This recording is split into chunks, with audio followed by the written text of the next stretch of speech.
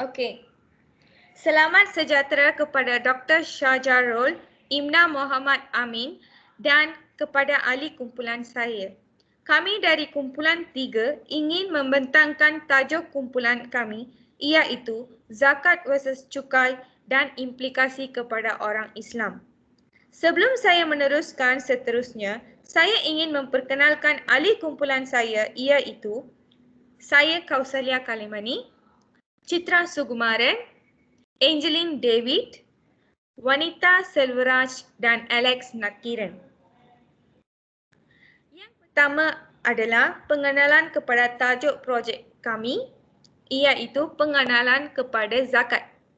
Zakat telah dilaksanakan lebih dari 1400 tahun yang lalu oleh Allah kepada manusia ciptaannya melalui utusannya Muhammad sebagai masalah untuk menghilangkan kemiskinan dari masyarakat, untuk membantu golongan berpendapat rendah atau orang miskin agar objektif pertumbuhan sosioekonomi dapat dicapai.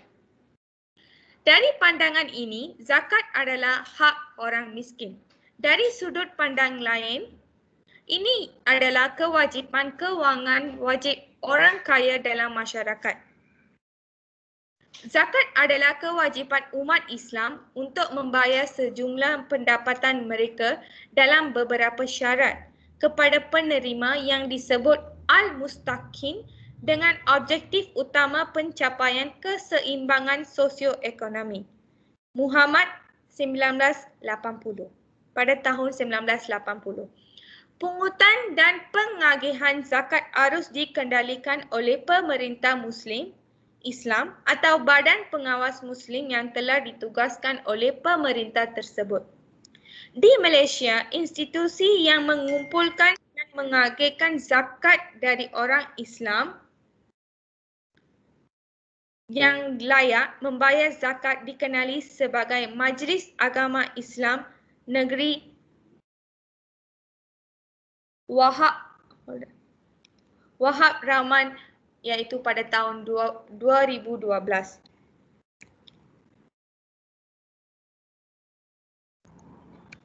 Seterusnya adalah penyataan masalah terhadap tajuk projek kami.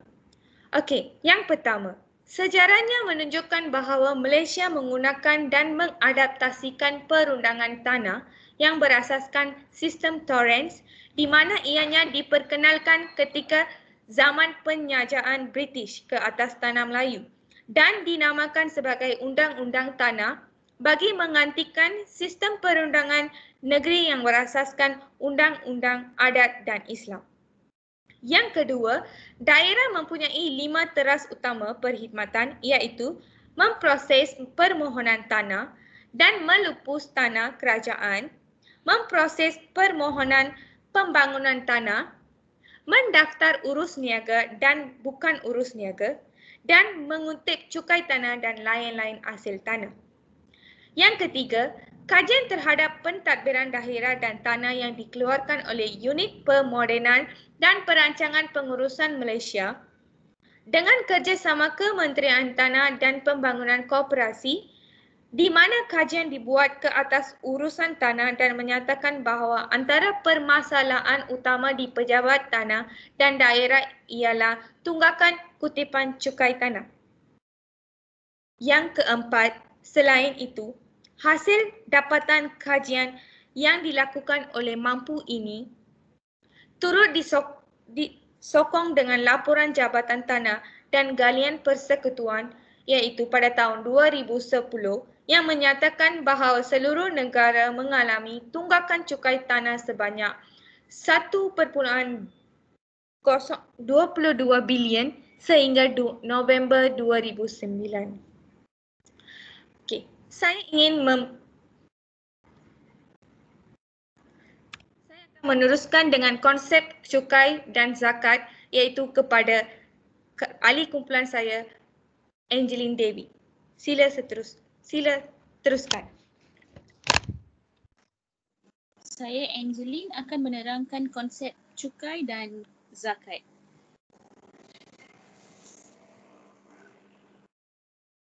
Konsep zakat. Zakat merupakan ibadah yang telah disyariatkan sejak awal kedatangan Islam.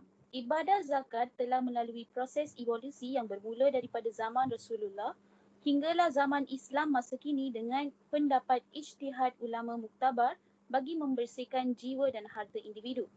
Maksud lain zakat ialah penyucian diri, harta dan masyarakat. Zakat menyucikan diri orang miskin daripada perbuatan meminta-minta dan hasad dengki kepada golongan yang berada. Keadaan sosial akan menjadi lebih runcing sekiranya golongan miskin ini melakukan pelbagai jenayah sosial seperti pencurian, pecah rumah dan kesan lain daripada himpitan kemiskinan. Menurut Imam Abu Hanifah, mengagihkan zakat kepada semua 8 asnaf-asnaf yang lain. Dari segi pengertian bahasa pula, zakat merupakan kata terbitan kalimah bermaksud suci dan subur termasuklah berisa, berkat, berkembang dan baik kepada harta zakat, pembayar zakat dan penerima zakat. Dari segi syarak, zakat adalah mengeluarkan harta tertentu dengan kadar tertentu mengikut syarat-syarat tertentu untuk mengagihkan kepada golongan tertentu. Dalam keusahawan sosial Islam, konsep zakat dilihat sebagai salah satu konsep yang perlu dilaksanakan oleh golongan usahawan sosial berjaya dalam mengalirkan sumber kekayaan dan keuntungan. Dari segi hukum zakat, zakat adalah fardu ain ke atas setiap orang Islam yang memenuhi segala syarat-syarat wajib. Seseorang Muslim yang mengingkari kefarduan zakat boleh mengakibatkan murtad, manakala individu Muslim yang meninggalkan zakat tanpa mengingkari kewajipannya adalah berdosa besar. Ia menjadi tanggungjawab pemerintah untuk menguruskan kutipan dan agihan zakat.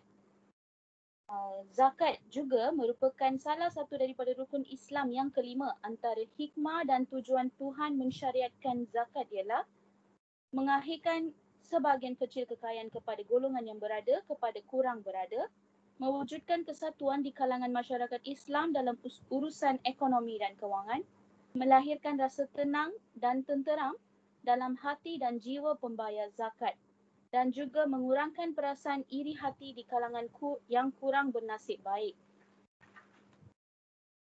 Seterusnya, konsep cukai.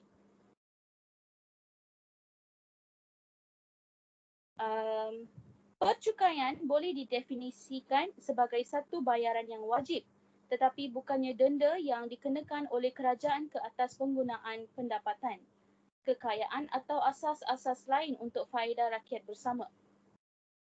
Cukai pendapatan yang pertama diperkenalkan di Persekutuan Tanah Melayu pada 1947 di bawah Ordinan Cukai Pendapatan 1947. Ordinan Cukai Pendapatan yang pertama diperkenalkan di Sabah pada 1957 dan di Sarawak pula pada 1961. Bagi tujuan penyelarasan, pada tahun 1967, Parlimen memperkenalkan Akta Cukai Pendapatan ACP 1967 yang berkuat kuasa di seluruh Malaysia mulai 1 Januari 1968. Cukai pendapatan di Malaysia bersifatkan kewilayahan. Ini bermakna cukai dikenakan ke atas pendapatan yang bersumber dari Malaysia. Pendapatan yang bersumber dari luar Malaysia akan dikenakan cukai sekiranya dibawa masuk ke Malaysia dan diperolehi oleh mereka yang bermastautin di Malaysia sahaja. Mereka yang tidak bermastautin tidak dikenakan cukai terhadap pendapatan yang dibawa masuk ke Malaysia. Cukai juga merupakan satu instrumen ekonomi yang amat penting bagi sesebuah negara memperolehi hasil dan pendapatan. Cukai yang dikutip ini dibelanjakan oleh kerajaan bagi tujuan keselamatan negara dan rakyat, pembangunan fizikal dan infrastruktur seperti jalan raya, hospital, sekolah, tujuan membangunkan ekonomi, tujuan sosial seperti perkhidmatan kesihatan, pendidikan, kebajikan rakyat dan banyak lagi. Cukai merupakan sumber hasil yang terbesar. Cukai boleh dibahagi kepada dua jenis cukai, iaitu cukai langsung, sejenis cukai yang rakyat Malaysia membayar secara langsung kepada kerajaan, Contoh cukai secara langsung seperti cukai pendapatan. Jenis cukai ini diuruskan oleh Lembaga Hasil Dalam Negeri Malaysia. Ini bermaksud semakin tinggi pendapatan rakyat, lebih banyak cukai pendapatan yang rakyat perlu bayar. Dan cukai secara tidak langsung pula adalah cukai yang dibayar secara tidak langsung kepada kerajaan. Contoh cukai secara tidak langsung adalah cukai perkhidmatan. Pengurusan cukai perkhidmatan adalah di bawah Jabatan Kastam Diraja Malaysia. Terima kasih.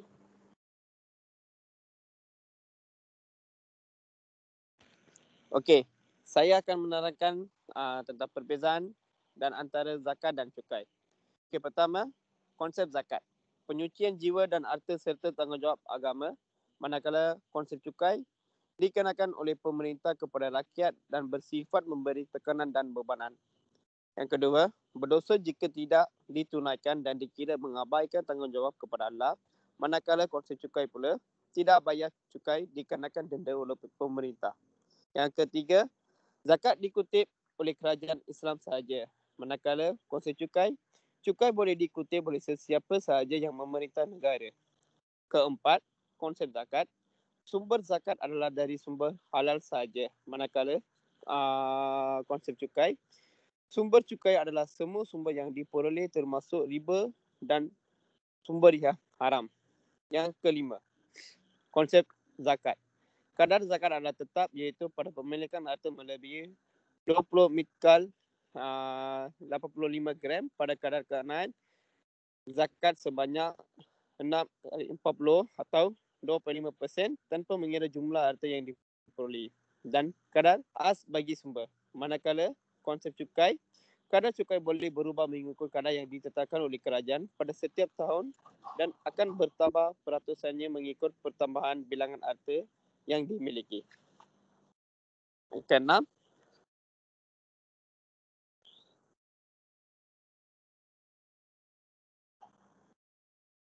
adalah pengalihan zakat tertakluk kepada 8 golongan asnaf sahaja. Pentafsiran atau perluasan maksud asnaf boleh menerima perubahan mengikut keperluan semasa. Konsep cukai. Pengalihan cukai adalah untuk membiayai semua aktiviti pemerintah untuk keperluan rakyat secara umum. Yang ketujuh, zakat adalah ibadah usus rukun Islam. Manakala konsep cukai tanggungjawab sosial dan kewajipan terhadap pemerintah. Yang ke-8, asas kewajipan adalah dari wahyu, nas dan dalil dari Al-Quran dan Al-Sunnah. Manakala konsep cukai, asas kewajipan adalah berdasarkan pemerintah, perundangan semasa yang berubah-ubah dan keperluan perbelanjaan negara. Akhir sekali, zakat dinilai dari harta semasa dan nilai harta yang ditaksir pada tahun zakat yang tetap setiap tahun. Manakala konsep cukai pula, nilai taksiran cukai adalah berdasarkan kepada kadar cukai yang ditetapkan dalam belanjawan negara yang berubah-ubah.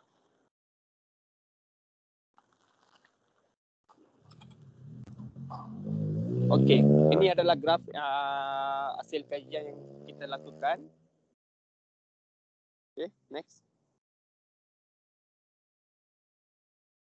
Seramai 20 responden telah mengambil bahagian untuk menjawab soalan dan memberi pendapat mereka terhadap cukai dan zakat. Responden kajian ini terdiri daripada pelbagai bangsa dan agama, iaitu 15 responden merupakan Melayu dan beragama Islam, 4 responden berbangsa India dan beragama Hindu, dan 1 responden berbangsa Cina. Selain itu, 13 responden perempuan, iaitu 65% dan 7 responden lelaki, iaitu 35%, telah membantu kami mengambil bahagian dalam tinjauan seperti jadual di atas. Majoriti pekerjaan responden kami terdiri daripada pekerja swasta, 3 responden merupakan kaki tangan kerajaan dan hanya 2 orang, iaitu 10% daripada mereka bekerja sendiri. Dalam tinjauan, kami telah menyediakan beberapa soalan umum mengenai zakat dan cukai. Seterusnya. Okey, soalan pertama adalah adakah anda tahu perbezaan antara zakat dan cukai? Seramai 18 responden menjawab bahawa mereka tahu perbezaan antara zakat dan cukai, manakala 3 responden lagi menjawab tidak. Zakat adalah satu daripada rukun Islam yang 5. Zakat diertikan sebagai tumbuh dan bertambah, iaitu juga bererti berkat, bersih, suci, subur dan berkembang maju. Seterusnya, soalan kedua. Adakah anda bersetuju bahawa kewajipan untuk umat Islam menunaikan zakat fitrah telah jelas dalam masyarakat, cuma zakat harta masih ada yang masih kurang faham? Seramai 16 responden bersetuju bahawa kefahaman kewajipan untuk umat Islam menunaikan zakat fitrah telah jelas dalam masyarakat, cuma zakat harta ada masih kurang faham, dan 4 responden tidak bersetuju dengan hal ini. Soalan ketiga. Zakat bermaksud membayar zakat fitrah sahaja seperti diperdukan ke atas setiap Muslim pada bulan Ramadan. 40% menjawab ya, and then 60% menjawab tidak. Soalan keempat. Soalan yang seterusnya ialah bijak, pandai. Soalan yang seterusnya ialah bijak.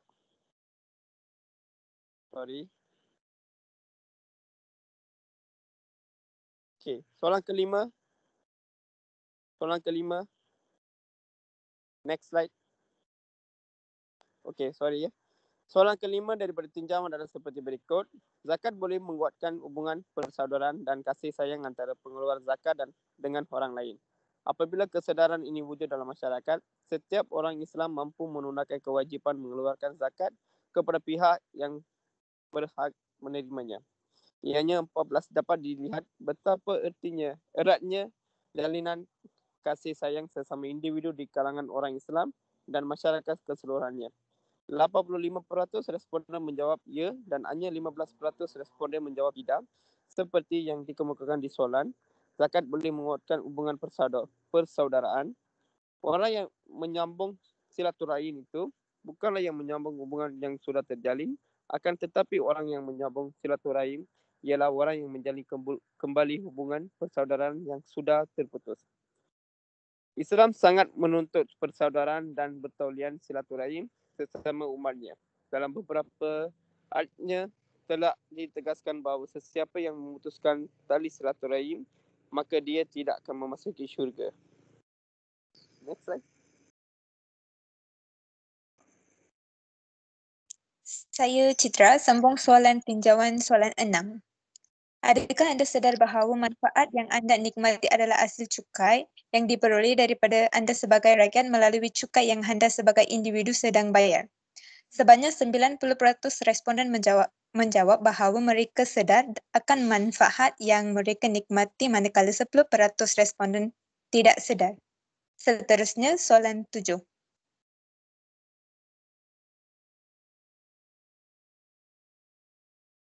Cukai pintu adalah cukai yang dikenakan ke atas pemilik dan penghuni pegangan berkadar yang terletak di dalam kawasan bidang kuasa sesebuah majlis. Sebanyak 80% menjawab ya dan 20% lagi menjawab tidak. Cukai pintu dan cukai taksiran adalah cukai harta yang dikenakan ke atas setiap pegangan berkadar dalam kawasan pihak berkuasa tempatan. Cukai ini perlu dibayar 2 kali dalam tempoh setahun, iaitu pada 1 Januari hingga 28 Februari dan 1 Julai hingga 31 Ogos. Soalan 8. Adakah penalti akan dikenakan jika bayaran cukai lewat? Membayar cukai selepas 30 April selain daripada perniagaan akan kena 10% kenaikan daripada cukai yang kena bayar, dan membayar cukai selepas 30 Jun perniagaan akan tambah 5% daripada kenaikan atas bagi. Soalan 9. Adakah anda tahu bahawa cukai dan zakat adalah dua perkara yang memiliki persamaan namun sangat berbeza dari segi konsep, kaedah pensyariatan maupun aspek kewajipannya?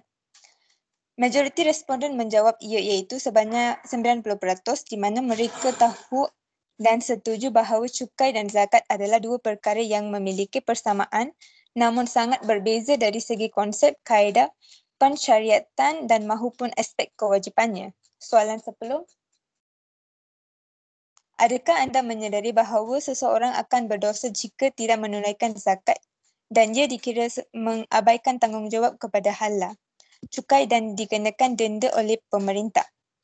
90% responden menyedari bahawa seseorang akan berdosa jika tidak menunaikan zakat dan dikirakan mengabaikan tanggungjawab kepada halal, dan jika tidak membayar cukai akan dikenakan denda oleh pemerintah. Seterusnya implikasi. Implikasi kajian terhadap masyarakat. Zakat, kesedaran. Pihak institusi zakat perlu meningkatkan lagi kefahaman masyarakat. Sebab banyak masyarakat Islam di Malaysia tidak ada kesedaran. Mereka boleh melalui pelbagai cara termasuklah penerangan, ceramah, kempen dan sebagainya. Ini akan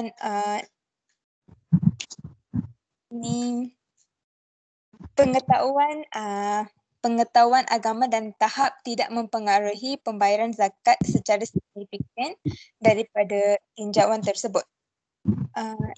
Agihan. Masyarakat sebenarnya amat berharap agar institusi zakat berjaya mengagihkan zakat yang telah mereka zakatkan kepada asnaf-asnaf yang terlibat, terutamanya asnaf fakir dan miskin. Kejayaan agihan akan meningkatkan lagi sosioekonomi umat Islam dan memastikan jumlah isi rumah miskin di Malaysia semakin berkurang. Untuk cukai, daripada tinjauan, pihak kerajaan perlu memantau dan membuat tinjauan tentang berkadar cukai. Ini akan menjadikan efisien dan berkesan, dan perbelanjaan kerajaan makin kurang secara efisien ataupun tidak digunakan. Terima kasih.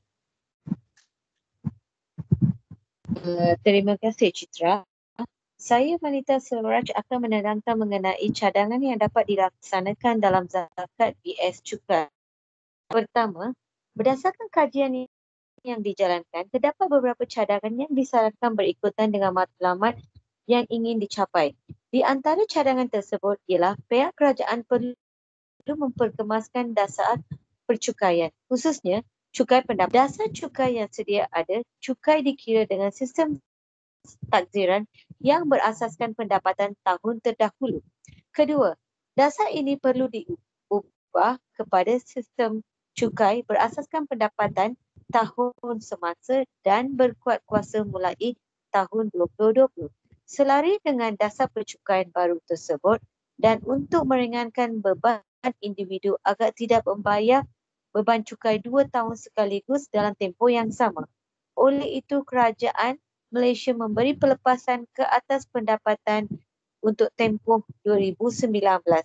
Ini bermakna dalam tahun 2020, individu perlu membayar cukai bagi pendapatan tempoh 2020 sahaja. Hai sekali, saya akan membincangkan mengenai kesimpulan dalam zakat dan cukai mengikut perspektif Islam. Pertama, implikasi zakat BS cukai terhadap orang Islam adalah penting. Ini memandangkan ia adalah satu perkara yang wajib. Kedua, masyarakat masih lagi kurang kesedaran membayar zakat harta kerana terdapat masyarakat Islam yang hanya mengetahui zakat fitrah sahaja yang wajib. Ketiga, sekiranya masyarakat Islam mengetahui sekalipun, kesedaran membayar masih lagi rendah. Oleh itu, institusi zakat perlu mempertingkatkan lagi kempen serta ceramah untuk memastikan masyarakat Islam di Malaysia. Akhir sekali, organisasi zakat dan pihak kerajaan juga hendaklah selalu sensitif kepada perkembangan semasa dan sentiasa mencari kaedah terbaik supaya wang zakat dan cukai dapat dikutip lebih banyak dan diagihkan dengan lebih efektif. Terima kasih dari kumpulan 3.